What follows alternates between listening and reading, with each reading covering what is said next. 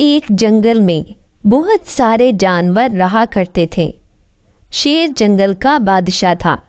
اس کا ایک بیٹا تھا جس کا نام تھا ٹوٹو۔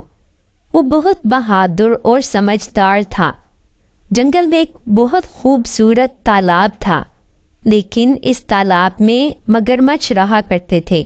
اس تالاب میں مگرمچھ اپنی مرضی چلاتے اور کسی کو تالاب سے پانی نہیں پینے دیتے تھے۔ مگرمچھ کہتے تھے کہ پہلے ہمارے کھانے کو پھل وغیرہ لاؤ اور پھر پانی پیو۔ بیچارے جانور جنگل سے پھل جمع کرتے اور مگرمچھوں کو لا کر دیتے، پھر مگرمچھ ان کو پانی پینے دیتے۔ سب جانور مگرمچھوں سے تنگ تھے، لہٰذا سب نے مل کر سوچا کہ ہمیں جنگل کے بادشاہ شیر کو یہ بات بتانی چاہیے۔ جانوروں نے کہا، ابھی چلتے ہیں۔ اسی وقت چالاک لومڑی بول پڑی، اگر شیر بادشاہ اس معاملے میں پیچھے ہٹا تو اس کو جنگل کا بادشاہ قرار نہیں دیا جائے گا۔ لومڑی نے سارے جانوروں کو شیر کے خلاف بھڑکا دیا۔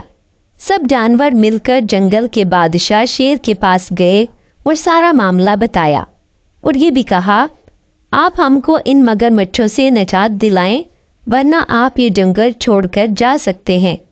یہ کہہ کر سب جانور وہاں سے چلے گئے۔ یہ سارا ماجرا شیر کا بیٹا ٹوٹو سن رہا تھا۔ جنگل کا بادشاہ شیر ساری رات پریشان رہا۔ ٹوٹو یہ سب دیکھ رہا تھا۔ اس نے جنگل کے سارے جانوروں کو بلوایا اور ان سے کہا، اس جنگل کے بادشاہ شیر تو بہت اچھے ہیں، آپ لوگوں کا اتنا خیال رکھتے ہیں، اور آپ ہیں کہ مشکل وقت میں ان کا ساتھ چھوڑ رہے ہیں۔ چالاک لومڑی نے کہا، اس چھوٹے سے بچے کو کیا پتا ان باتوں کے بارے میں؟ لیکن ٹوٹو کی یہ بات جانوروں کے دلوں میں ڈر پکڑ گئی، اور ان سب جانوروں نے بادشاہ شیر کے پاس جا کر اپنے رویے کی معافی مانگی اور کہا، ہم سب مل کر مگرمچھوں کا مقابلہ کریں گے۔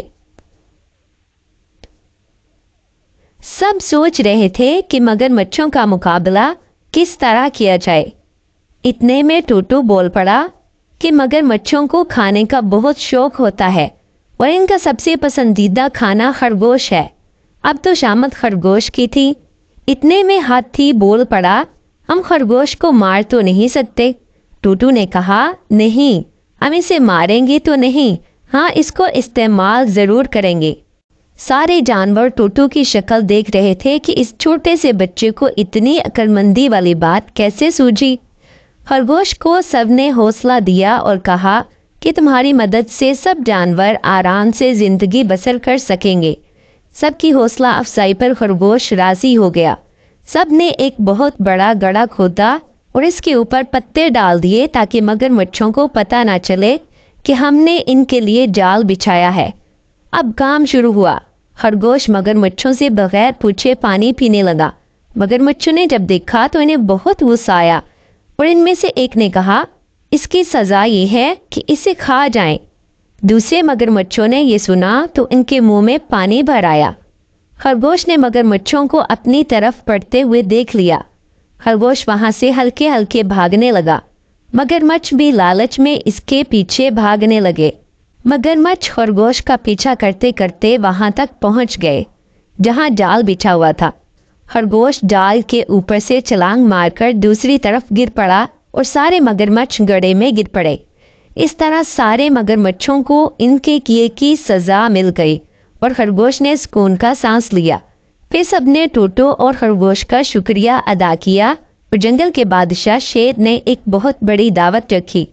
اس طرح سارے جانور ایک بار پھر پہلے کی طرح ہنسی خوشی زندگی گزارنے لگے۔